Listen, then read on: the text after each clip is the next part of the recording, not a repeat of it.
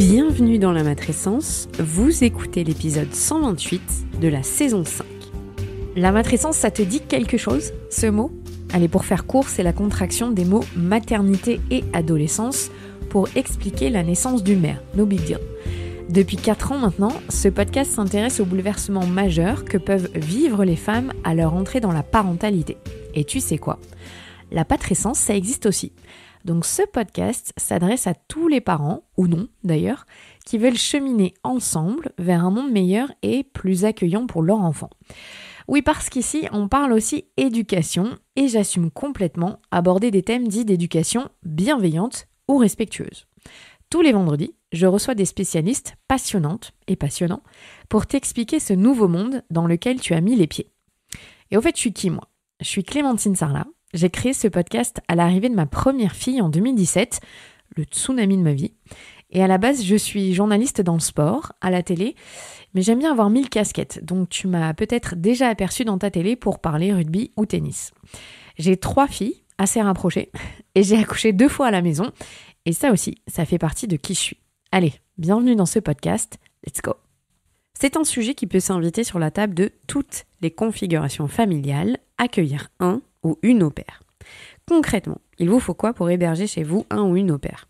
Selon le pays de provenance, vous devrez donner entre 80 et 120 € d'argent de poche à l'au-pair par semaine, avec 2 jours de repos. Cette personne qui vient vivre chez vous ne devra pas dépasser un certain quota d'horaire que vous pourrez définir ensemble et que vous devrez déclarer légalement, notamment auprès de l'URSSAF. Les prérequis, qu'elle ait une chambre pour elle, cette personne, avec son espace privé, mais elle peut en revanche partager la salle de bain et les toilettes avec les enfants. Ça, c'est pour l'aspect technique pratique. Mais surtout, pourquoi s'aventurer à héberger une personne étrangère chez soi ? Qu'est-ce que peut apporter l'au-pair dans votre quotidien ? Parce que cela reste un investissement qui n'est pas forcément donné à tout le monde. Alison Cavaillé est la fondatrice de la marque de vêtements d'allaitement, Tajine Banane. Elle a été une de mes premières invitées, si vous vous en souvenez, et si jamais ça vous intéresse, c'est l'épisode numéro 7, c'était en 2019. Depuis 3 ans maintenant, Alison et Rafa accueillent chez eux une au-pair. Lucie, qui est américaine, est leur 5e au-pair. Dans cet épisode, Alison vous embarque dans les coulisses d'une vie avec une au-pair. Elle vous raconte son rapport à l'au-pair, pourquoi ils ont choisi cette configuration plutôt qu'une nounou, et comment s'offrir les services d'une au-pair leur permet, et lui permet à elle, d'être une meilleure chef d'entreprise, de se reconnecter avec son futur mari, ou d'avoir un vrai temps de qualité avec ses enfants. À la fin de cet épisode, j'ai interviewé Lucie, qui vit chez Alison et Rafa en ce moment.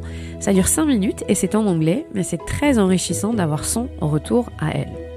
Après cette écoute, je vous garantis que vous saurez si vous êtes fait ou non pour l'aventure au-pair. Je vous souhaite une très bonne écoute.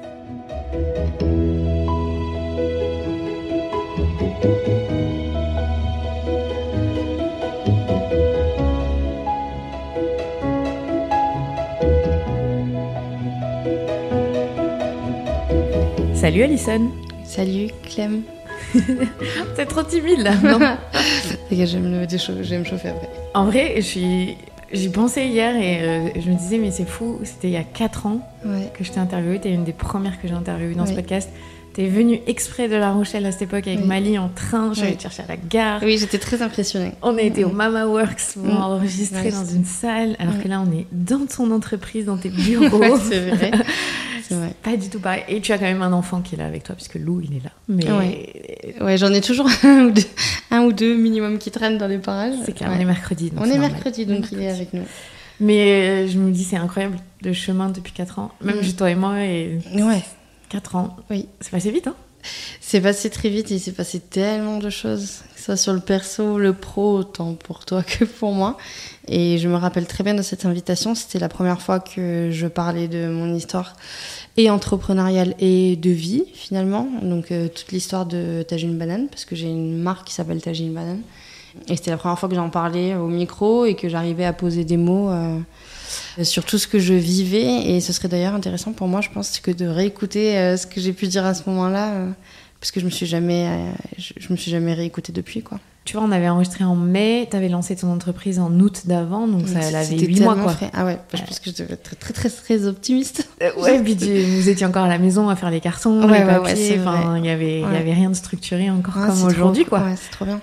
Ça me manque, cette période me manque un peu. C'est vrai. Je crois qu'on est toujours nostalgique des débuts de tout, donc... Bon, alors, aujourd'hui, on va pas parler ni entrepreneuriat, encore que, c'est un petit lien, ou ton histoire perso, pourquoi tu avais créé Tajine Banane, mais plutôt de parler de jeunes filles au pair. C'est un sujet qu'on te pose la question à peu près tous les jours, je pense, sur les réseaux sociaux.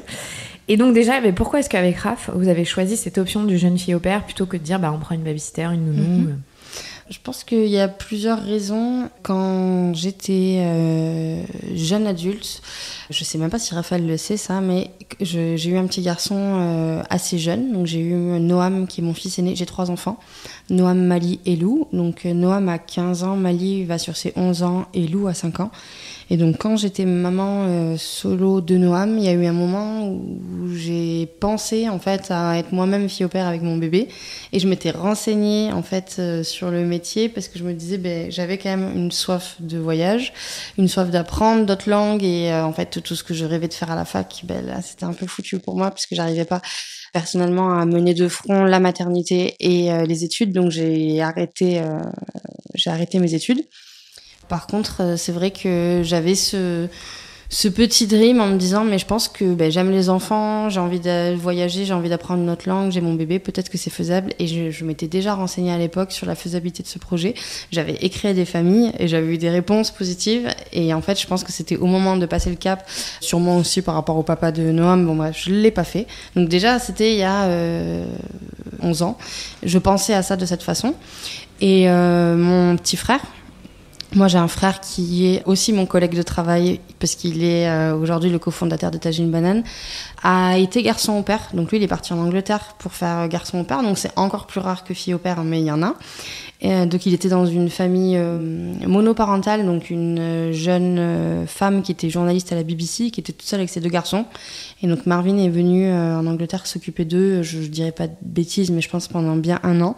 Et c'est là-bas qu'il a rencontré ma belle-sœur, qui elle aussi était fille au pair. Donc ma belle-sœur Christina, avec qui je travaille aussi, qui est ma collègue de travail, et qui est allemande et qui en fait était en Angleterre pour les mêmes raisons que mon frère. Et ils se sont rencontrés sur un groupe Facebook d'au pair de leur ville, et ils sont toujours ensemble. Donc voilà, on a une histoire au pair un petit peu dans les bacs chez nous, alors que nous-mêmes on n'a pas eu de fille au pair à la maison, et ça n'a jamais été vraiment un sujet, mais étrangement autant mon frère que moi on s'y était pas mal renseigné, et donc ça a été toujours un petit peu derrière l'oreille, quoi. Ouais, c'est une histoire de famille en fait quand même. Oui, enfin en tout cas de mon frère et moi, ouais. Alors, est-ce que tu peux nous emmener avec toi sur le process, dans le sens où, à partir du moment où vous avez décidé avec Raph, allez, on prend une jeune fille au pair, qu'est-ce que vous avez fait jusqu'à ce qu'elle arrive ? Donc, on a décidé d'avoir une fille au pair, je pense que c'était fin 2020 ou 2021. Ça reste quand même assez récent. Donc nous, on était déjà assez chauffés par les récits de mon frère et ma belle-sœur, donc ils sont quand même très proches de nous d'un point de vue familial et géographique. Donc ils ont toujours eu des super bons souvenirs de leur expérience, ils ont vécu eux-mêmes des très bonnes expériences. Donc voilà, on avait ce... Et puis même mon frère m'a toujours dit « j'aurai une fille au pair un jour », voilà. Donc dans ma tête, je me suis dit « attends, je vais l'avoir avant toi ». Et donc j'avais ce truc qui était déjà assez rassurant de par leur expérience à eux. Et je pense que très rapidement, en fait, donc par rapport à mon métier, donc comme je suis chef d'entreprise, autant quand Lou était petit, donc mon jeune garçon de 5 ans, je pouvais l'amener partout tout le temps, autant avec l'école et le fait qu'il grandisse et qu'il a probablement autre chose, enfin c'est plus un bébé qu'on met dans un cosy pendant des heures, ça devenait un petit peu plus compliqué de trouver. Moi, mon équilibre, il était dans je veux quand même continuer à avoir ma vie à 1000 à l'heure, mais j'ai pas envie que mes enfants aient cette vie à 1000 à l'heure. J'ai envie de bouger de chez moi et c'est moi qui vais faire la navette, mais je n'ai pas envie que mes enfants bougent de la maison. Donc il n'y avait pas 56 000 options, il y avait babysitter à la maison ou fille au pair. D'ailleurs, d'un point de vue économique, babysitting versus fille au pair, on va se le dire, c'est quand même strictement différent. On n'est pas du tout sur les mêmes barèmes financiers, et en fait, je sais pas comment vous expliquer, j'avais vraiment cette envie d'accueillir quelqu'un à la maison, d'ouvrir ma porte et d'avoir une jeune étudiante. Pour le coup, nous, on se positionne plus sur la fille au pair, on n'a jamais eu de garçon au pair, mais j'avais envie d'avoir une étudiante à la maison qui est loin de chez elle, et de reproduire un petit peu son cocon familial, et j'avais envie de vivre ça. Et en fait, dès qu'on s'est décidé de vivre notre première expérience au pair, quoi, on a eu la chance aussi, toujours une histoire de famille, que notre première expérience au pair, en fait, était une amie au pair de mon frère et ma belle-sœur qu'ils avaient rencontrée en Angleterre aussi, et qui, elle, avait continué de faire ses études. Donc, elle fait des études. Aujourd'hui, elle est maîtresse, et en fait, elle a toujours continué en étant au pair. Et donc, quand on a dit qu'on avait envie de passer le pas, ma belle-sœur m'a dit, mais attends, mais moi, je connais quelqu'un, elle est géniale et tout. Donc, j'avoue, je l'ai rencontrée, elle est géniale. Ouais, c'est vrai qu'elle était cool. Incroyable. On est toujours en contact. Ça, c'était notre première fille au pair, ça s'appelle Darlene. Donc, c'était déjà beaucoup plus facile, en fait. Parce que j'avoue qu'il faut quand même se jeter dans le bain. Et là, j'avais une nana qui était validée, archi-validée par les personnes en qui j'ai le plus confiance au monde. Donc, ça s'est fait comme ça, quoi. Donc là, alors, déjà, Darlene, elle est européenne. Donc, il y a plein d'obstacles de visa, de paperasse en moins. Parce que si vous écoutez, que ça vous intéresse... si vous voulez vous faciliter la vie, prenez une jeune fille au pair via un site, il y en a plein, mais qui réside en Europe parce qu'il n'y a pas de question de visa. Oui, moi, c'est ce plus simple. Conseil. Ouais, pour une première expérience, il y a besoin. Oui, voilà, exactement. Surtout que vous ne savez pas en avance si déjà ça va fitter, si ça va matcher, si vous... Bon, voilà, là, on rentre un peu dans le vif du sujet... mais il peut se passer plein de choses et on parle beaucoup du côté au pair, genre est-ce qu'on va bien s'entendre avec elle, etc. Mais on oublie d'imaginer que c'est peut-être vous en tant que parents ou nous en tant que famille. Des fois, ça marche pas. Et moi, de ce que j'entends, parce que maintenant, on a un petit peu d'expérience, j'ai envie de dire. On a parlé avec pas mal de filles au pair, même des copines de nos filles au pair. Les 3/4 du temps, les soucis viennent plus du côté de la famille que du côté de la fille au pair. Et il y a plein de familles qui, au bout d'une semaine, disent mais en fait, je peux pas accueillir quelqu'un chez moi, j'aime pas, je suis pas à l'aise. Et donc là, bon voilà, quand vous avez une jeune fille au pair qui vient des États-Unis et tout, c'est quand même beaucoup plus compliqué, je pense, à gérer et plus complexe que quelqu'un qui vient d'Allemagne ou d'Espagne, par exemple. Et avec Raph, ça a été une discussion où tout de suite, lui, il s'est embarqué. Est-ce que toi, on a compris de ton côté, c'est quand même une décision familiale. Oui. Avoir quelqu'un chez vous en plus, au-delà de... Il faut une chambre en plus, donc c'est très important ça à savoir. Il était OK et c'est très chaud. Oui, franchement, je pense que ça n'a pas du tout été un sujet... Nous, on fait vraiment partie des personnes qui avons eu cette envie et très peu de questions. Et puis Raphaël, lui, donc, c'est aussi mon collègue de boulot. Il travaille chez Tagine Banane, il est vendeur en boutique. Donc, il a des horaires ça va être du 9, 10, 19. Donc, le soir, dans tous les cas, il n'était pas là pour la sortie d'école. Et avant, il faisait du rugby. Donc il était dans un univers rugby, donc un univers qui est très très collectif. Donc je pense que c'est tout à fait le genre de personne qui n'avait pas vraiment peur d'avoir une personne de plus à la maison. D'autant plus qu'on est une famille qui est assez ouverte sur nos amis. Il n'est pas rare de trouver des potes sur le canapé le week-end. Donc on avait une chambre, donc c'était c'est pas quelque chose qui nous faisait peur. Et ça s'est confirmé par rapport à notre expérience. Ça n'a strictement jamais rien changé en fait. À notre vie de famille ni à notre rythme. Je précise aussi pour ceux qui ne savent pas, la façon dont est fait votre maison, et c'est chouette parce que vous avez vraiment votre intimité de votre côté et les enfants et la jeune fille au pair sont d'un autre. Donc c'est vrai que ça joue aussi pas mal sur le fait d'avoir chacun son côté. C'est aussi un des arguments qui a été pour cette expérience, c'est qu'on savait que la configuration de la maison, effectivement, on avait le coin nuit des enfants d'une part de la maison, et nous on est, comme tu le disais, tout à fait à l'opposé, avec notre propre mini-douche et notre propre... salle d'eau, quoi.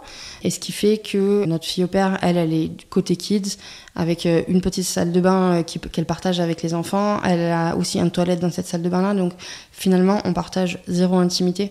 C'est bête, mais je crois que c'est quand même beaucoup plus confortable. Je dis pas que c'est pas faisable, sinon personne n'aurait des filles au pair. Mais c'est vrai que par rapport à l'appartement qu'on loue, là, c'était idéal. Ouais, non, mais c'est sûr qu'il y a aussi un paramètre oui, tout à fait. D'organisation dans la maison pour les gens, parce qu'il y a des gens pour qui c'est plus difficile de partager l'intimité. Voilà, il y a quand même ça.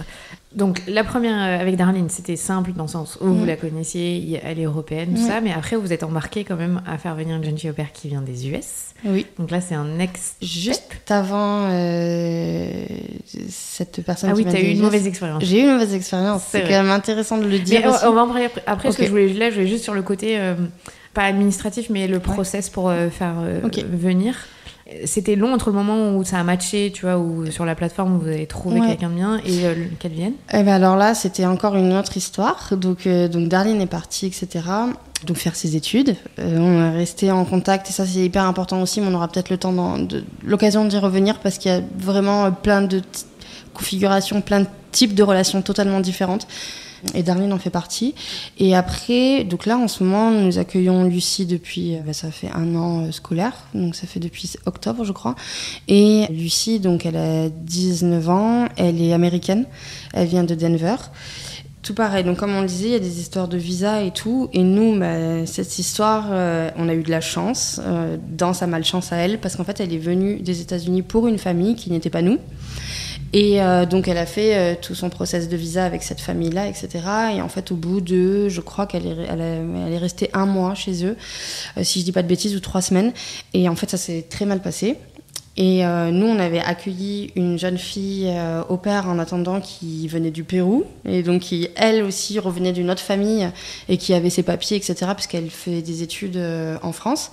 Et en fait, donc ça se passait trop bien. Elle s'appelait Diana. Ça se passait super bien avec elle. On était trop contents, gros feeling. On avait trop envie qu'elle reste. Et puis en fait, elle a eu un concours, tant mieux pour elle. Et son diplôme n'était pas reconnu en distanciel, donc elle était obligée d'aller à Paris en dernière minute. Donc drama à la maison parce que c'est quand même dur de matcher avec quelqu'un et tu présentes les enfants à l'école et tout, puis voilà, elle te dit au bout de 2 semaines, mais en fait je suis obligée de partir. Du coup on était super deg et c'est vraiment le moment où là j'ai failli arrêter l'expérience parce que justement j'ai accueilli Diana, ça a duré 2-3 semaines, bon feeling.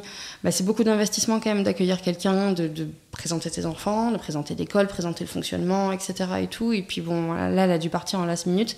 Mais je pense qu'elle était super deg de nous quitter aussi. Donc elle a tout mis en œuvre pour essayer de nous aider à trouver quelqu'un. Et là, en fait, il existe beaucoup de au-pairs parallèles, c'est-à-dire des groupes d'entraide où les au-pairs se retrouvent dans la même ville, peuvent discuter, parlent aussi de la manière dont ils sont accueillis. Et en fait, logique, quoi, des groupes Facebook, des groupes Instagram, plein de types de groupes. Et donc notre fille au pair de l'époque, Diana, poste un message en mode moi je suis obligée de quitter ma famille. Ils sont top. Par contre, ils ont personne pour leurs 3 enfants si jamais vous cherchez une famille à Bordeaux et tout. Et donc j'avais Lucie qui devait être sur ce groupe et qui a vu ce message et qui a fait hey, moi je veux changer de famille. Et donc Diana nous l'a présenté comme ça. Et j'avoue que sur le moment, j'ai vraiment, là je peux parler au nom de Raph, on a mis beaucoup de freins en mode oh là là, ça fait peur de refaire confiance à quelqu'un, ça s'est mal passé, puis on se dit toujours ça s'est mal passé, mais pourquoi ? Parce que nous on avait déjà eu une expérience précédente qui s'était mal passée, donc on était là, pourquoi ça s'est mal passé ? Et puis on discute avec elle et on a fait une sorte de speed dating au pair et on a super bien matché.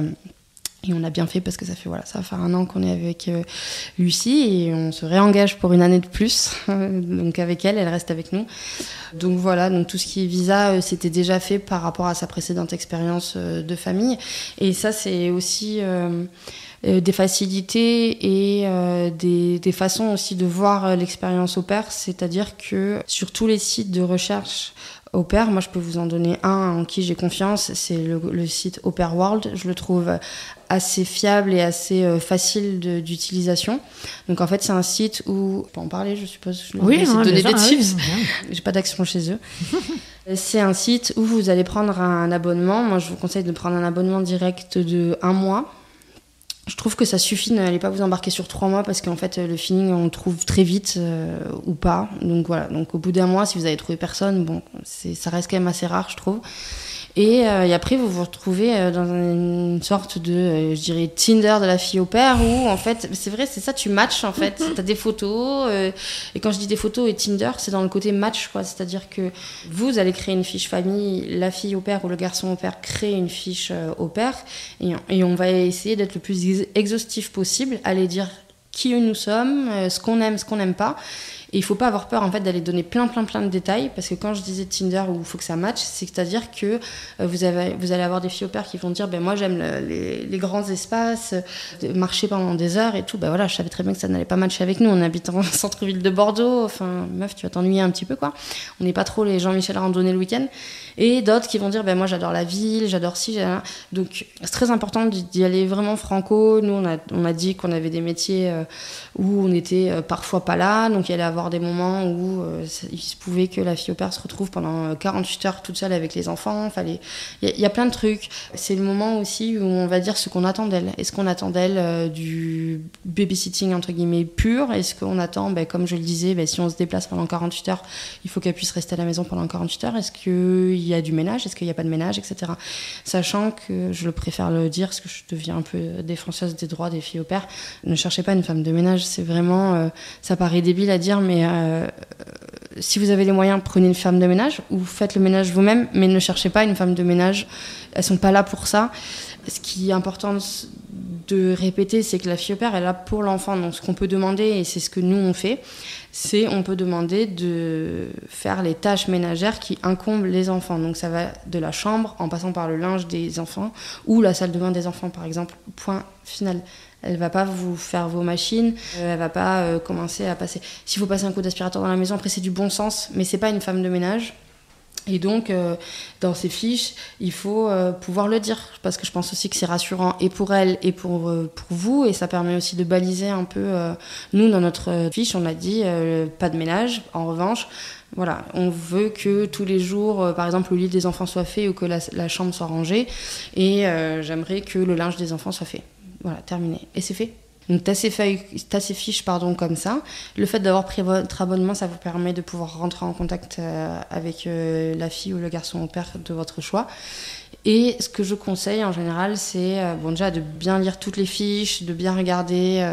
Il y a pas mal de filles au pair ou de garçons au pair qui vont mettre des références. Je trouve que c'est hyper intéressant et hyper important. Moi, j'aime bien lire toutes les références parce qu'on laisse pas des références à des personnes qu'on n'a pas aimées. Donc, je pars du principe que c'est toujours assez rassurant. Ce que je conseille aussi pour une première expérience, c'est d'aller aussi chercher. Vous avez des filtres. Je suis un peu meuf à poncer le site. Vous avez des filtres qui vous permettent de chercher des au pairs dans votre pays. Donc, ça va être des filles ou des garçons qui sont déjà dans le pays, donc qui ont déjà eu des expériences et qui du coup par conséquent n'ont pas de problème de visa, sont déjà dans les parages. Il n'y a pas ce stress de je vais faire venir quelqu'un d'Espagne ou d'Italie ou d'Angleterre, mais ça se trouve ça va pas le faire, qu'est-ce que je vais faire de cette personne? Donc je pense que c'est cool de tester comme ça pour une première approche une fille au pair qui est déjà dans les parages quoi. Vous pouvez même la filtrer dans votre ville. Je pense à des villes comme Paris ou comme Bordeaux, ou Lyon, ou je ne sais quelle ville. Il y a beaucoup de filles au pair qui sont déjà dans les villes et ça permet aussi de la rencontrer en visu très rapidement. Et une fois que vous avez bien décortiqué sa fiche, vous pouvez rentrer en contact. On rentre en contact comme on rentre en contact avec une nouvelle amie, quoi. On s'écrit, on se présente, voilà, est-ce que ça vous dit? Et moi, ce que je dis toujours, c'est faites une visio directe. On commence pas à raconter des romans et des romans, on fait une visio directe. Je trouve que par la voix et par le visage, il se passe plein de choses. Tu sens plus ou moins déjà s'il y a un match. Ouais. Franchement, je pense que en visio, tu vois quelque chose, il y a un truc qui passe que t'as pas par message et tu sais à qui t'as affaire et tu sais à qui tu t'adresses et tu sais déjà dans la voix, dans les trucs, si ça fonctionne et si ça va fonctionner avec tes gosses surtout. Donc nous, les visios, on les faisait avec les enfants. C'était une sorte d'entretien d'embauche à 5. Il y avait 3 têtes qui passaient comme ça. Et puis à la fin, on débriefait. Donc voilà, pour le côté, entre guillemets, recrutement. Après, pour tout ce qui est financier, barème et tout, le mieux, c'est de se référer. C'est pour ça que je vous conseille ce site, c'est qu'il y a des articles de blog qui sont 1000 fois mieux faits. Et moi, j'ai pas envie de m'embarquer dans des explications où j'ai peut-être été à côté de la plaque parce que ça va vite. Et puis surtout, ça change en fonction du pays de provenance. Sur la réglementation. Ouais. Ah oui, c'est clair, il vaut mieux aller sur les le sites. site est trop bien fait. Il y a tout un blog, vous pouvez marquer par exemple, c'est pas moi, elle vient d'Italie, l'enfant a tel âge, etc. Et ça va vous donner les barèmes, la marche à suivre pour tout ce qui va être URSSAF et compagnie. Il y a plein de modalités, si elle vient l'été, si elle vient pas l'été, si elle travaille, si elle travaille pas, si elle est en stage, si elle est à l'école. Donc en fait, tout ça, je pense que ça va être vraiment dépendant de ce que vous voulez. Cas. Exactement. Donc c'est pour ça qu'on peut pas... moi, je peux pas rentrer dans ces détails parce que ça dépend énormément de la personne et de l'âge, de tout. Mais par contre, le site est trop bien fait parce que vous allez pouvoir avoir la réponse à tout ça. Mais voilà, pour le côté recrutement... Quelles sont les règles ou les questions pour le recrutement qui sont vraiment importantes pour toi et auxquelles il y a un non négociable? Il n'y a rien au fond de moi qui est vraiment non négociable, mis à part bien évidemment un casier judiciaire, etc. etc. Bah non, mais on rigole, mais sinon, j'aime... moi, je suis très feeling, en fait. J'ai pas d'idée reçue sur le pays, sur la personne, sur... l'âge. Notre dernière fille au père, comme je dis, elle a 18-19 ans. Elle est hyper jeune et je m'étais toujours dit non, pas aussi jeune et tout. Et en fait, elle assure comme jamais. Et après... Sachant que tu es un ado qui a 14, bientôt 15. Ouais, sachant que moi-même, j'étais mère à 18 ans. Donc, en fait, je peux pas... déjà, j'ai pas de truc. Des fois, au début, je me dis oui, pas en dessous de 22 ans ou 24 ans et tout. Pas quelqu'un qui fait pas d'études, pas quelqu'un qui... Puis en fait, non, en fait, tu fais ton feeling. Je pense que les vraies bonnes questions à poser, c'est du genre... mon fils ou ma fille s'étouffe, qu'est-ce que tu fais ? Il a un truc coincé dans la gorge, qu'est-ce que tu fais ? Je tape dans le dos, bah non. Des petits détails, moi je suis plus comme ça, je vais être plus dans le factuel, genre 2-3 petits quiz santé ou bon sens, où tu dois les occuper toute une journée, qu'est-ce que tu fais ? Et si là t'entends qu'elle commence à dire on fait ci, on fait ça, machin, ben non, c'est que t'es jamais occupé de 3 enfants, c'est pas possible que tu me fasses 50 activités dans la journée. Des détails, en fait, moi j'ai plus sur le ok, je préfère quelqu'un qui me dit oh ben moi j'avais prévu de faire des puzzles avec eux et je pense qu'on va aller au parc. Et oui, c'est factuel, c'est faisable. Voilà, ou tout simplement quelqu'un qui... j'aime bien la curiosité aussi. Quand tu discutes, c'est plutôt elles qui vont dire comment sont vos enfants. Et en fait, c'est comme un entretien dans une crèche ou une assistante maternelle, c'est exactement la même chose. Il y a des regards qui ne trompent pas, il y a des manières de faire. Si au moment où de la visio, vos enfants arrivent et qu'il ne se passe rien en face, c'est que tu sais déjà d'avance qu'elles s'en foutent de tes gosses. Donc en fait, c'est que ça ne va pas le faire. Si au moment où ton enfant arrive devant la visio et que la fille ou le garçon en face sont tout sourire et prennent le temps de discuter et prennent le temps de chercher leurs mots parce qu'il y a une barrière de langue et tu vois que la personne se met un peu à la hauteur de l'enfant, essaye de rentrer en contact et tu sais que ça le fait aussi. Mais c'est comme dans toutes les rencontres, en fait, il faut se faire confiance. La première fois que vous avez une jeune fille au père, les enfants, ils ont réagi comment ? Est-ce que c'était dur pour eux de dire bah non, c'est plus papa et maman qui sont là tout le temps, il y a quelqu'un d'autre ? Je crois que ça n'a pas été dur. Ils ont eu quand même toujours un peu l'habitude d'avoir des petits moments en fait avec des babysitters parce qu'on a quand même soit pour le boulot, soit pour sortir ou soit quand j'avais des réunions hyper importantes, je prenais une babysitter. Ça m'est déjà arrivé d'en prendre même au boulot. Donc sur des applications un peu random, une babysitter que pour 1 heure, histoire que Lou s'ennuie pas pendant que je fais un truc important. Donc en fait, il a toujours eu l'habitude. Et c'était plus au début, justement, ils avaient ce truc de, comme la babysitter, c'est quelque chose de très ponctuel, où elle est là que pendant 1 heure ou 2, elle est genre full pour eux, toutes les activités du monde et tout. Donc quand notre première fille au père, elle a débarqué, qu'elle est arrivée dans la chambre, ils ont commencé à sortir tous leurs jeux. Et c'était un peu tous les jours. Donc c'était plus du genre le dimanche, ils allaient dans sa chambre, ou à 21h, tu viens nous dire bonne nuit, t'es là. Donc il fallait leur expliquer que elle était là, mais elle n'était pas que là pour eux. Que le dimanche, elle travaille pas en fait. Que le samedi, en fait, tu lui fous la paix. Elle est en week-end. Ouais, donc ça, nous, les parents, ça n'existe pas, mais eux, oui. Voilà, c'était plus ça. Qu'est-ce que tu fais dans la maison ? Pourquoi tu te balades ? Pourquoi je t'ai vu, en fait, aller dans la cuisine ? Pourquoi tu t'occupes pas de moi ? Ah oui, dans l'autre sens, en fait. Ils étaient demandeurs qu'elle soit plus présente pour eux. Et ça, je pense qu'il a fallu quand même quelques mois pour comprendre. Des fois, c'est encore un peu flou. Hein. Des fois, ça arrive, Lou, Lucie, elle nous dit oui, on dit ouais, ça va et tout. Ouais, mais juste Lou, il est venu me rejoindre dans la nuit. Il se dit bon, nous, on l'a viré. Donc, il part là-bas. Et donc, en fait, t'as des trucs comme ça où, bon, elle fait partie de la famille. Donc, si tu fais partie de la famille, tu prêtes ton lit. Après, c'est rassurant quelque part, tu te dises qu'il est en sécurité à ce point-là pour se dire je vais aller dormir avec ma jeune fille. Bon, il se fait virer aussi, mais c'est pas mal. Ok. Il y a plus là-dedans. Donc, non, mais c'est intéressant de voir leur réaction finalement. Et ils n'ont pas trouvé ça. Après, vous avez une famille recomposée. Il y a de la vie chez vous, il y a toujours du monde. Vous n'avez pas été en vase clos pendant Non, mais même avant d'être années. recomposée, même quand j'étais solo avec les 2 grands, j'ai eu quand même une période de mère célibataire qui a duré plus d'1 an et demi, voire 2. On ne voyait pas grand monde, hein. C'était pas d'hôtel à la maison, malheureusement pour moi. Ils voyaient personne et ils ont quand même très rapidement pris le pli. Je pense que c'est un état d'esprit de famille et de persona dépendants, parce que finalement ils sont exactement comme nous eux aussi. Donc ils l'ont accepté. Et puis t'acceptes une personne qui vient te faire du bien. Tu sais que cette personne-là, elle est là pour toi, elles sont jeunes, elles parlent une autre langue, elles viennent d'ailleurs, donc du coup à table il y a des discussions. Et puis tu peux pas ne pas, enfin je suppose en tout cas en tant qu'enfant, tu peux pas aimer quelqu'un qui s'occupe de toi tous les soirs à la sortie de l'école, qui leur fait le goûter, qui les amène au parc. Enfin, ouais. Je soupçonne même qu'ils préfèrent à moi, tu vois. Donc c'est-à-dire qu'effectivement, elle, quand elle est là, elle est à 100%. Elle est à 100% pas de téléphone qui sonne, on n'est pas dérangé. Non. En tout cas, les jeunes filles ne sont pas dérangées comme nous, on peut l'être en tant que parents avec nos vies pro. Ok. Alors, si on reparle des règles, est-ce qu'il y a des règles particulières chez vous par rapport à la jeune fille au père ? Oui, on a des règles, par exemple, bon après, voilà, c'est les nôtres, hein, je sais pas ce que ça vaut. On fume pas dans la maison. Dans les fiches famille, on regarde si elle fume ou pas, je sais pas, voilà, c'est quelque chose qu'on n'aime pas, on n'est pas fumeur non plus, et c'est quelque chose que j'aime pas. En règle plus globale, elles n'ont pas le droit de ramener des personnes quand on n'est pas là en présence des enfants, que ce soit des copines ou des copains, je ne veux pas d'autres adultes en présence de mes enfants si je suis pas là. En revanche, ça arrive souvent, Lucie elle a beaucoup de copines dans le coin, le soir elle nous envoie un message, est-ce que ma copine elle peut venir manger à la maison, on rajoute une assiette mais on est là. Mais il y a d'autres règles aussi qui seront un peu peut-être particulières, mais elles ont pas le droit par exemple d'avoir leur téléphone portable dans la salle de bain, en fait dans tous les endroits où il y a de l'intimité. Je veux pas qu'elles prennent leur téléphone. Parce qu'en fait, je veux pas qu'il y ait de photos, j'en sais rien. C'est ma règle à nous, donc elles n'ont pas leur téléphone quand elles sont en présence des enfants, genre dans le bain ou aux toilettes, etc. C'est une règle qui a été posée comme ça, et en fait, tout le monde la comprend, et ça n'a jamais été un sujet. Mais ça a toujours été important pour nous de le dire. Après, il y a des règles de sécurité. Je suis un petit peu contrôle fric sur la sécurité. Étrangement, quand je dis étrangement, c'est parce que je suis plutôt à l'arrache sur plein de trucs.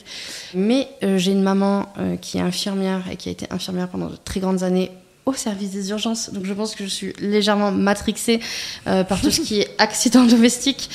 Donc j'ai des règles à la con. Genre je veux pas que les fenêtres soient ouvertes. Enfin ouvertes. On a le droit de respirer, mais je veux dire... je veux pas que Lou aille à la sieste si la fenêtre elle est ouverte. Enfin des détails. En fait des détails comme ça. Parce que en fait j'essaye de faire en sorte... Je pars du principe que nous, notre vigilance... Et peut-être que c'est un gros cliché et là je me livre vraiment, mais je me dis toujours que ma vigilance maternelle ne sera... Elles ne sont pas maman, et peut-être qu'il y a des choses, tu vois, qu'elles peuvent pas voir comme moi je le vois. Donc je préfère dire, il y a ce danger, et un peu comme une sorte de règle de la maison.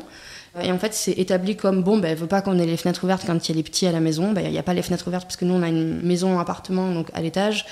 Parce que sinon, c'est évidemment, s'il y a 10 cm qui se rétament dans le gazon juste en face, on s'en fout un peu. En revanche, là, ça fait un peu plus mal. Donc voilà, vu que je pars du principe que moi, je suppose que par rapport à mon expérience de mère et tout, je vois plus de danger, au lieu d'attendre qu'elle-même, elle le voit, je l'établis comme des règles, et ça devient un peu des règles de la maison. Mais non, mais c'est bien, c'est normal en fait. Voilà. Moi, je suis pas trop non plus voiture. J'ai de la chance aussi d'habiter en ville, donc il n'y a pas forcément besoin de prendre la voiture, donc elles font tout en transport et tout. Je suis plus à limiter la casse, genre, envie d'avoir mes enfants entiers, mais c'est tout. Après, il y a des règles aussi, mais c'est du bon sens. Pas de télé la semaine, il n'y a pas de télé la semaine. Elles poursuivent les règles de la maison, et il n'y a pas d'écart parce ils sont avec elles, voilà. Ok.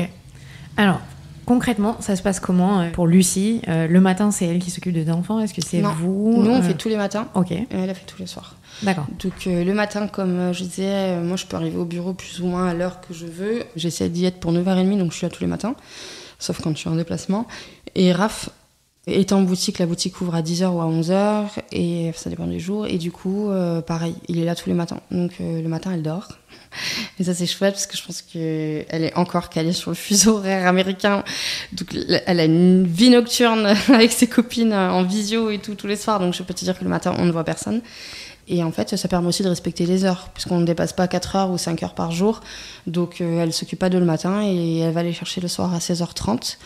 Et en général, leur planning, mais elle le dira mieux que moi, ils partent au parc, ils rentrent à la maison, Mali fait ses devoirs, pendant ce temps, Lou va prendre sa douche. Et en fait, ça va être le tunnel du soir. Donc ça, c'est un peu mon argument bien-être incroyable. Et pour certaines personnes, c'est angoissant parce que c'est les moments de vie avec ses enfants. Et en fait, on n'est pas là pour juger... Enfin, chacun le ressent comme il veut, mais moi, c'est des moments que je trouve et que je ne trouvais pas après 3 enfants hyper qualitatifs. Et c'est pas des moments, en fait, qui m'ont manqué, mais j'en parle. Quand je dis ça, je soulève vraiment des sujets où parfois je parle avec d'autres copines à moi qui sont mères et tout, et elles sont là, ouais, moi je sors du boulot, j'ai l'impression que sinon je m'occupe pas d'eux. Ben moi, j'ai pas la sensation qu'en faisant ça et en courant partout, je m'occupais forcément mieux d'eux. En revanche, quand j'arrive, moi je quitte le bureau vers 18h, bah, le temps que je fasse mes trucs, je peux aller boire un verre avec mes collègues ou aller au sport ou n'importe. Quand j'arrive, en général, il est 19h30, 20h, on passe à table ensemble. Ben, la table est mise. Mon mec a déjà cuisiné parce qu'il cuisine le week-end pour toute la semaine. On est dans ce type d'organisation. Lucie a mis les trucs à réchauffer. La table, elle est mise parce que les petits ont mis la table. On arrive, on passe à table, on parle. J'ai des moments de qualité avec eux. C'est clair. Et en fait, tu vois, je passe 1 heure avec eux le soir, pas plus, malheureusement, ou pas. Mais on kiffe, on rigole, on parle. J'ai pas eu ce truc de oui, va faire tes devoirs, qui, moi, personnellement, m'angoisse, où je me sens pas du tout à la hauteur et je me sens pas être une bonne mère, parce qu'en fait, je suis assez autoritaire dans ces moments-là. Et enfin, j'ai 3 gosses, quoi, de 3 âges différents. Donc, je vais être là, toi, tu fais ça, toi, tu fais ça, toi, tu fais ça. Et donc, du coup, j'ai pas ce truc de me dire, ah là là, j'ai passé un bon moment avec eux. Alors que quand j'arrive à table, que je me pose avec eux, qu'on discute, qu'on parle, ben là, j'ai la sensation de vivre ce bon moment. Et après, ben, j'amène mes petits au lit. Et que ce soit son père ou moi ou les deux, ben, on a le temps d'une petite histoire. Bon, pas tous les soirs, je suis pas une mère parfaite. Mais on a le temps de cette petite histoire, de ce petit câlin. Tes petits sont déjà en pyjama, il y a juste à faire le lavage dedans et en fait, ils vont au lit. Eux sont sereins de ouf parce qu'en fait, leur rythme, il est respecté au pied de la lettre. Ils savent très bien à quelle heure on vient les chercher. Il n'y a pas ce truc d'angoisse de je sais pas si maman va venir à l'heure, je sais pas si nanana. Ils ont leur petite routine tous les soirs avec leur douche, leur machin, leur truc. Et moi, je viens pour les bons moments. Donc, en ça, je trouve ça pas mal. Ouais, c'est hyper qualitatif. Bah, après, t'as des enfants qui sont plus grands aussi. Oui. Tu vois, j'ai fait tout ça déjà. Voilà, tu t'as été là pour les moments hyper importants quand ils sont tout petits. Mais il y a un moment, c'est pas pareil. Ton fils qui te voit pas, il s'en fout, non? À 19h. Non, j'espère pas. Non, que tu sois pas là à la sortie du collège, il est plutôt content en fait. Ouais. C'est clair. Bon, lui, c'est le seul qui est pas trop concerné. Hein. Lui, il adore Lucie aussi, parce que du coup, il discute beaucoup en avec anglais, elle aussi. Ouais, et puis, il a une pote, une grande sœur qui a 4 ans de plus que lui, quoi. Ouais, c'est clair. Donc, ils ont quand même plein de sujets où ils arrivent à bien s'entendre. Et lui, il baragouine l'anglais, il arrive à bien se faire comprendre. Mais non, lui, ça lui change pas grand-chose, mais voilà. Et après, on parle aussi de tunnel du soir, mais il y a aussi le côté stress de l'école qui t'appelle parce qu'il y a un 38.5. T'arrêtes tout, tu vas chercher tes enfants. Ben là, en revanche, on l'appelle Lucie. Si notre enfant ne nécessite pas qu'on vienne, bien évidemment, en urgence le chercher, il a une fièvre, mais je sais que Lucie est dans les parages. Si elle est dans les parages, elle va chercher Lou, par exemple. Il reste posé à la maison, petit texto, oui, t'inquiète pas, il dort, ici, ça. Et moi, je continue ma journée. Et il faut s'avouer que si j'avais pas de fille au père, bah, tu fais comme tous les parents font et comme j'ai fait pendant des milliards d'années. T'arrêtes tout, tu vas le chercher, tu restes à la maison, t'es angoissé, tes trucs. Ou même simplement, j'ai envie de faire du télétravail, je fais du télétravail, ils sont dans les parages, ils me font un grand coucou, ils partent au marché, partent au parc, ils vont faire leur life. Mais j'ai pas la sensation en fait que mon boulot écrase mes gosses.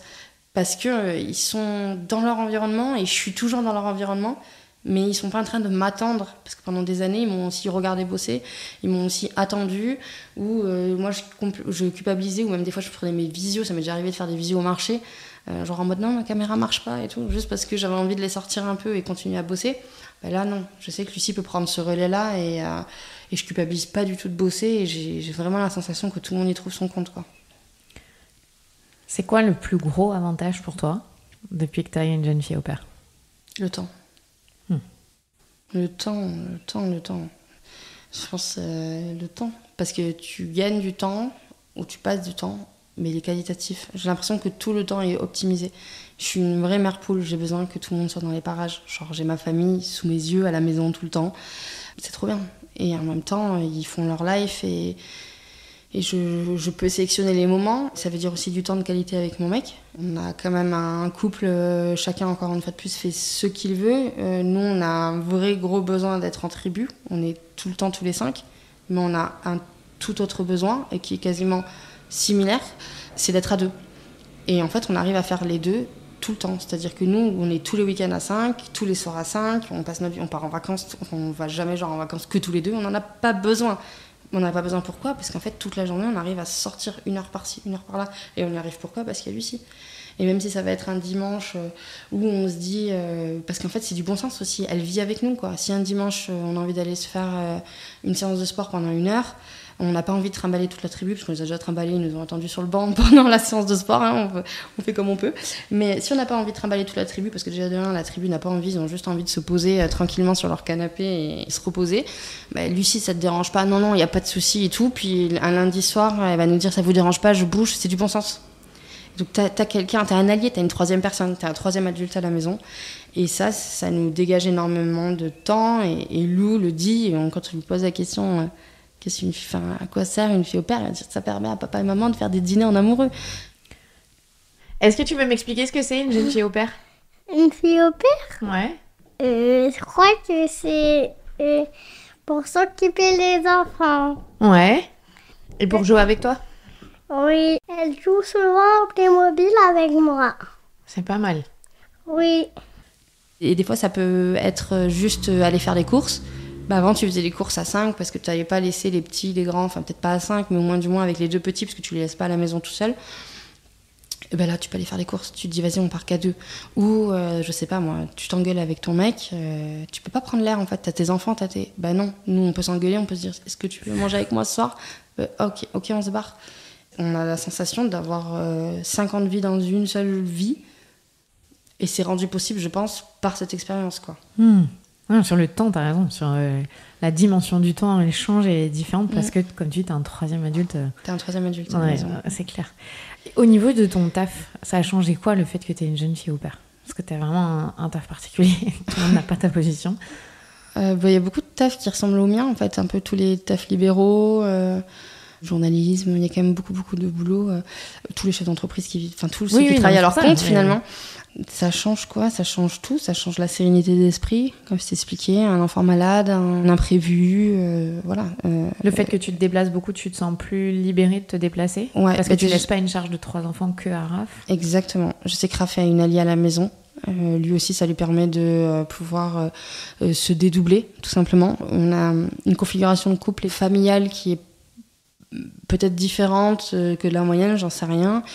Raphaël a beaucoup plus en charge les tâches ménagères, donc tout ce qui va être ménage, cuisine, parce que moi j'ai pas du tout les mêmes horaires et c'est quelque chose que j'avais moins avant quand lui travaillait et moi j'avais un petit peu plus de temps et là maintenant on a totalement switché et c'est une organisation qu'on a déjà depuis quelques années et donc sauf que bon ça reste qu'une personne avec 3 enfants, plus un métier, donc il a quand même un boulot qui finit tard, donc j'ai la sensation quand même que quand je pars en déplacement, si à Lucie, Raph peut dire je vais au bureau, j'amène l'un à l'activité, l'autre à l'activité, et là par exemple c'est mercredi, c'est très concret, je suis en train de te parler, Mali est avec notre fille au père, elle part au cirque, à son activité, Raphaël est parti amener le petit à la piscine, bon voilà, on a une chance de pouvoir se dire, et moi je suis là, au travail. Je suis pas obligée d'arrêter mon activité ou alors je suis pas obligée d'amputer mes enfants de leur activité. Donc voilà. Je pense que tout ce qui va être service ou aide aux familles, c'est un peu tabou dans le sens où on compare un peu beaucoup à bon oui mais elle s'occupe pas d'eux ou alors ils s'occupent pas d'eux ou ils sont aidés par je pense aux femmes de ménage, je pense aux babysitters, aux filles au père, etc. Mais c'est très ancré et très français de laisser les enfants chez les grands-parents, par exemple. C'est vraiment quelque chose de, socialement acquis et conscientisé par tout le monde. On laisse les petits aux grands-parents tous les week-ends ou pour faire une soirée et tout. Quid de quand il n'y a pas tes grands-parents ou quand ils bossent encore?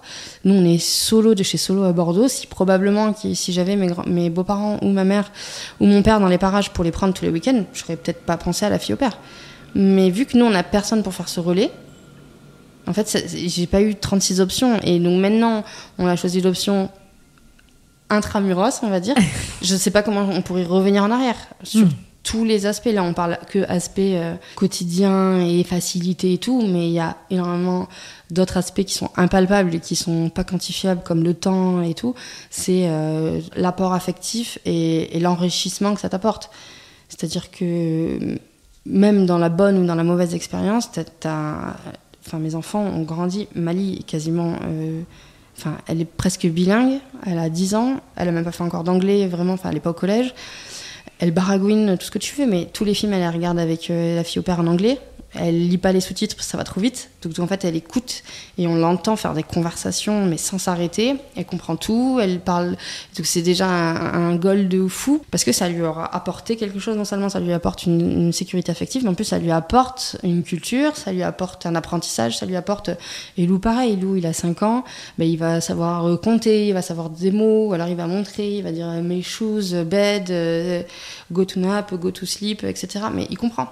Et ça, c'est pas moi qui vais lui parler parce que nous, on n'a pas cette double culture à la maison. Donc, c'est un enrichissement. Et puis, pour le grand, ça lui permet d'avoir une pote un peu plus âgée.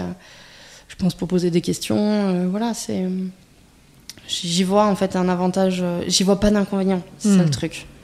Tu peux nous parler juste de la mauvaise expérience que tu as eue donc, entre Darline et toutes les autres qui étaient super? Ouais, mauvaise expérience. Je pense que c'était donc juste après la très bonne notre première expérience au pair avec notre jeune fille au pair allemande. Je pense que j'avais pris la conf, tout simplement. Donc je me suis dit, c'est trop bien, c'est trop facile, ça marche trop bien. Et donc j'ai fait un speed dating beaucoup trop court. Et j'ai parlé qu'à une seule personne, donc qui était cette personne. Et on a fait une petite visio vite fait. En plus, à la visio, je l'avais trop un peu... Je me suis dit, ouais, bon, barrière de la langue, je sais pas, c'est pas grave, y a pas de souci, viens. Et en fait, pas du tout. Donc, on l'avait fait venir de Budapest. Elle est arrivée chez nous, un peu comme dans la vraie vie, genre, premier feeling, pas de feeling. Je l'ai vue, en fait, on est parti la chercher à l'aéroport et t'es tout excité. On avait fait la chambre, tu fais un petit bouquet de fleurs, enfin, t'accueilles quelqu'un chez toi, quoi. Très nonchalante, directe. Enfin, là, j'aimais des jugements, mais j'aimais les jugements que j'ai ressentis moi à ce moment-là. J'ai ressenti vachement de nonchalance. Moi, j'étais là, limite, hey, tu sais, un peu à l'américaine avec la banderole et tout. S'en foutait complet. J'étais là, bon. Et je me dis, ok, elle est timide. Ça, c'est un peu marrant, t'étais là, bon. Ok, elle est timide, il n'y a pas de souci, on arrive dans la voiture. J'avais demandé à mon frère et à ma belle-sœur de venir, parce qu'eux sont vraiment bilingues, presque natifs, quoi, tu vois. Ils gèrent hyper bien l'anglais. Donc, comme moi, je baragouine et je suis pas très forte, je me suis dit, bon, quand même, pour la première expérience, au moins pour la première journée, il faut qu'il y ait quelqu'un qui parle. Mon frère, pareil, lui, c'est trop chaud, fille au père, c'est trop bien et tout. Il commence à parler avec elle, elle lui répond à peine.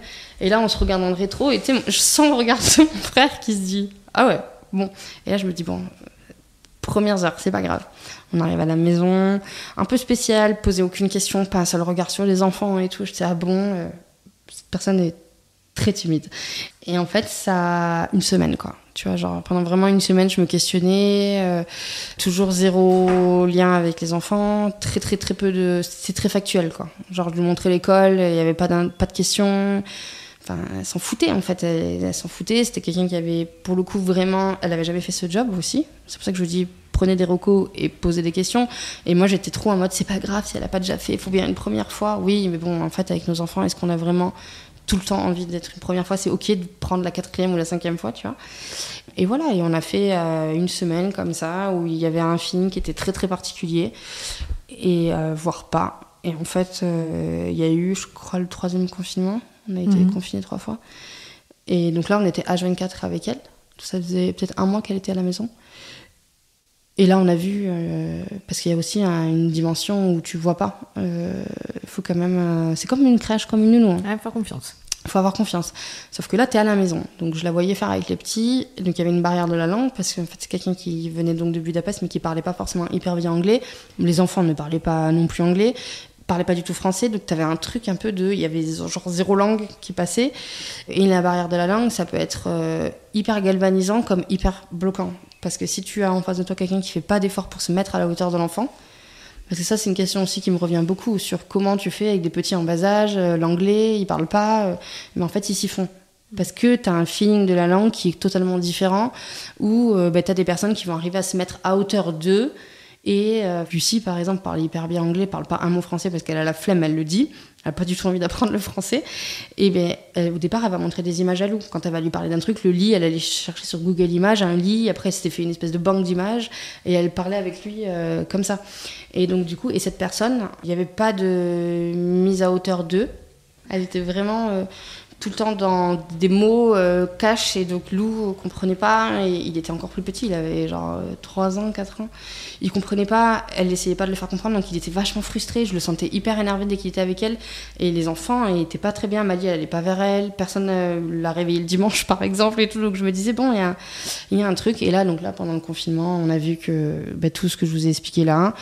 Et il y a eu quand même un fait qui est un fait pas très ouf, qui a été la goutte d'eau, et on a dit ciao, parce que ça existe de dire ciao, et c'est un sujet.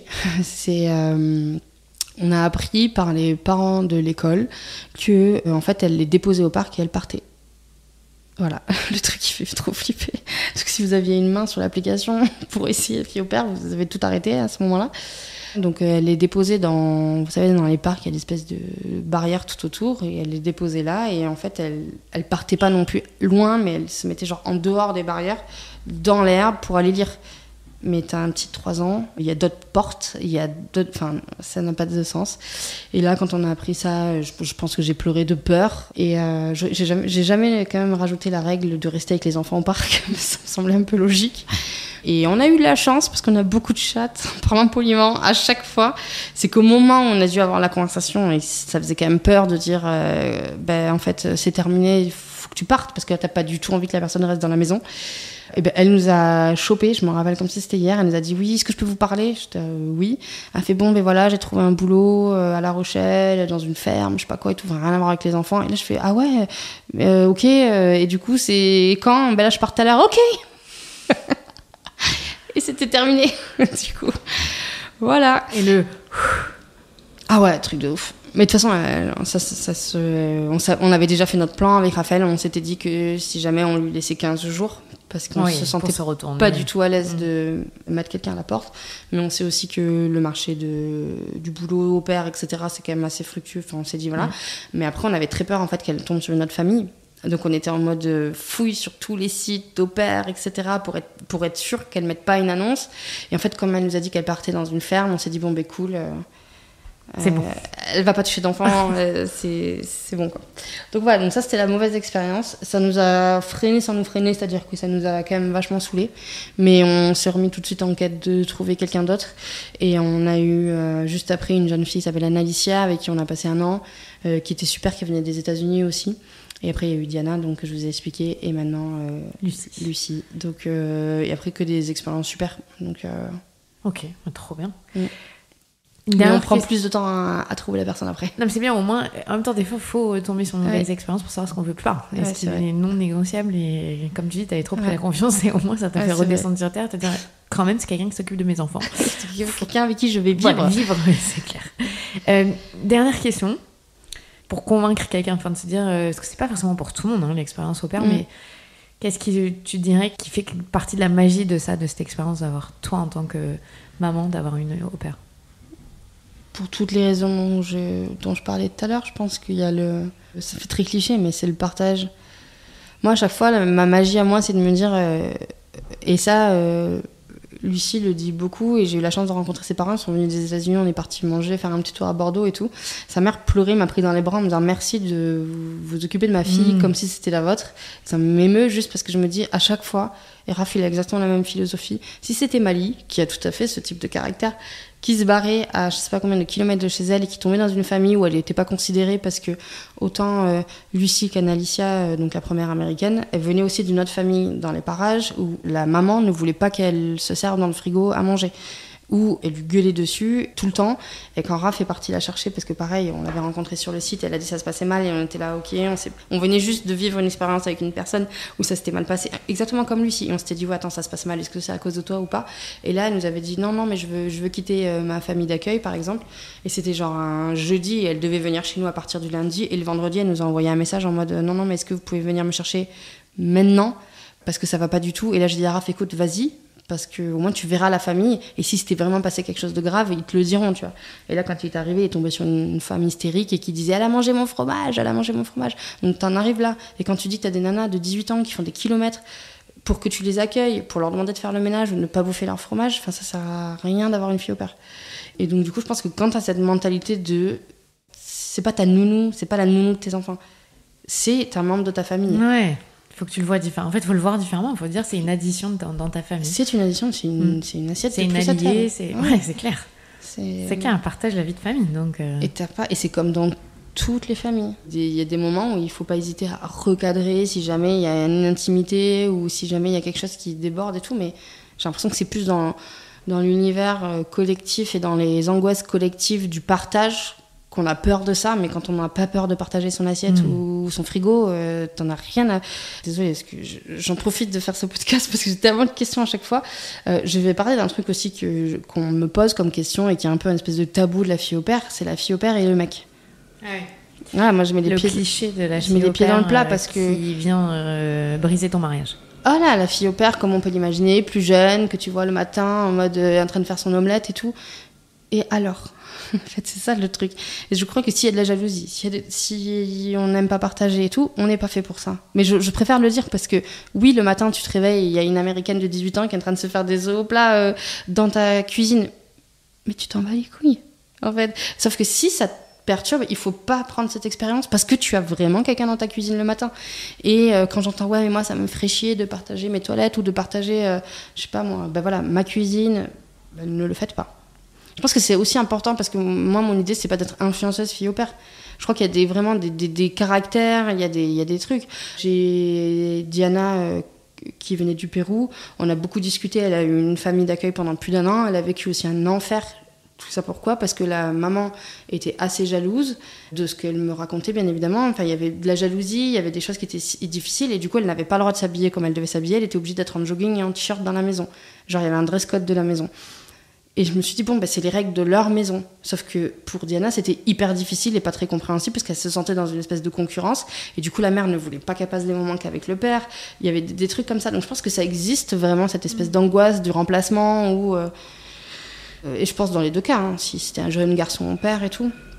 Mais c'est important pour moi de désexualiser en fait, cette relation et de la réhumaniser un petit peu sur le côté mais quand bien même elle serait un mini, enfin on s'en fout quoi, c'est ça le truc et ça me perturbe beaucoup quand je lis ce type de choses parce que je me dis mais c'est ce type de peur elle est entendable mais pour moi je pense qu'elle est pas compatible pour le coup pour de vrai parce que t'auras forcément quelqu'un dans ta maison et si elle est jeune et si elle est belle et si tant mieux pour elle mais c'est clair parce que c'est quelque chose qui revient beaucoup. C'est vrai, non, on avait déjà parlé toi et moi de ça, et c'est vrai que moi c'est un aspect que j'avais même pas envisagé, mais parce que justement moi je le vois comme une expérience d'avoir quelqu'un humainement. Moi je suis partie aux États-Unis quand j'avais 17 ans, j'ai vécu dans une autre famille, donc j'ai vraiment ce truc-là c'est enrichissant, c'est clair d'avoir quelqu'un qui a une autre culture, qui t'apporte une autre vision. C'est 1000 fois plus dur pour eux que pour nous. Hein. Mais bien sûr, surtout à leurs âges. Ouais. Nous on est chez nous dans notre confort. Et eux, ils se tapent le tunnel du soir. C'est vrai. Et tous les jours. Et pas toi. Pendant que toi, tu bois des coups avec tes potes. Le gros cliché. Le 3/4 du temps, je suis au boulot. Oui, non, c'est clair. Ok, mais merci beaucoup. Est-ce qu'il y a un autre dernier truc que tu voulais rajouter sur ce qu'on n'a pas abordé ou... Non, bah, j'espère que... Je dirais dans l'intro, t'inquiète pas, sur l'aspect financier, tout ça, un peu débroussailler, parce qu'on n'a pas parlé, mais comme c'est assez...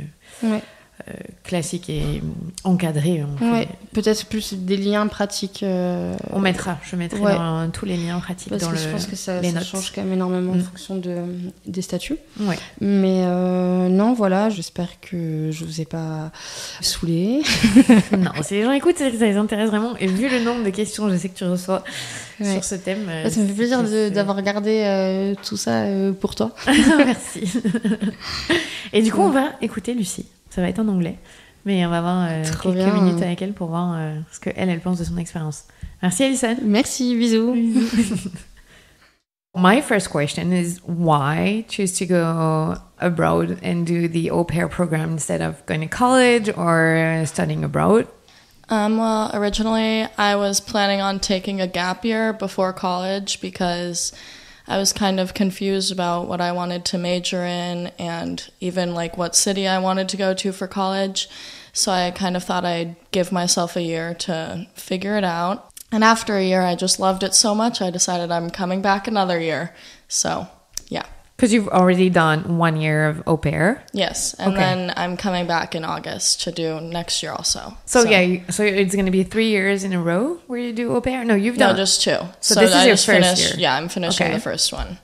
So you figured during this year that you loved being an au pair, and why not continue another year before starting college? Exactly. Okay. Or possibly, just continuing au pair if I decide not to go to college at all. We don't really know. So you're giving you more time to figure that out. Yeah. Okay.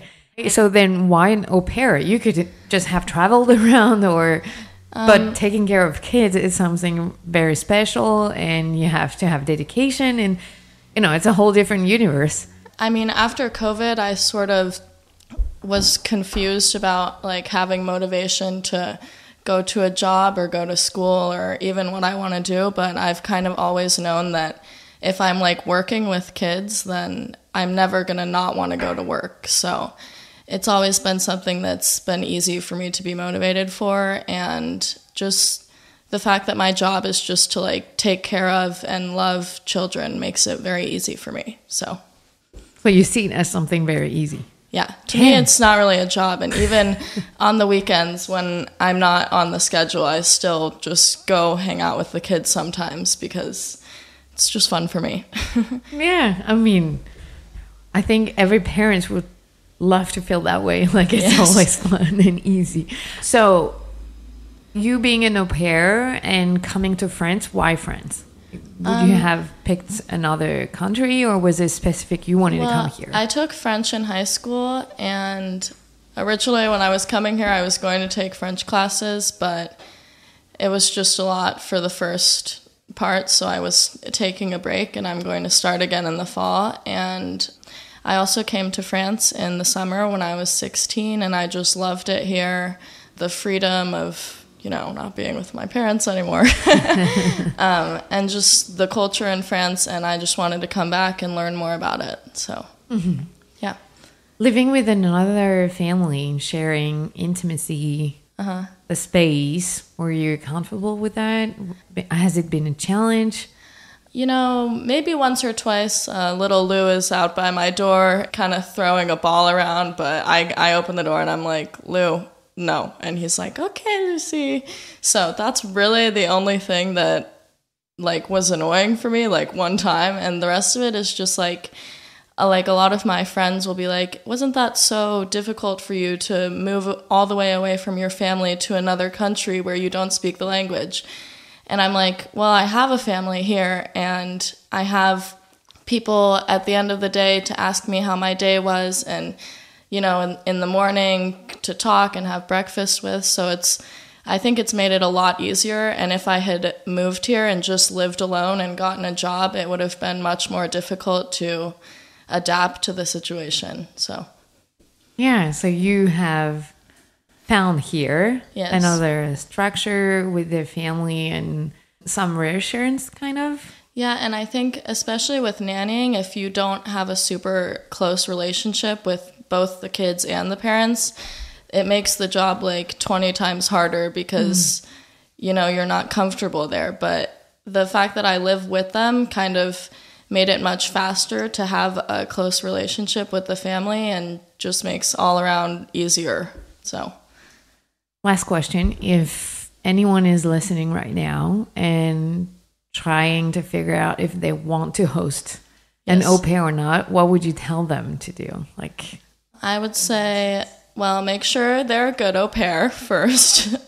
You know, check, like, read if they have, like, reference letters from other families. And, I mean, as long as you know that there's someone you trust being around your kids, then I think it's a great addition to a family. And I think it makes it easier for Allison and Raphael for me to kind of be in the house to be able to help.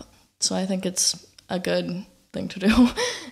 yeah, you're making her life easier, Alison's life. I hope so. I think that's what you're paid for and why you're here.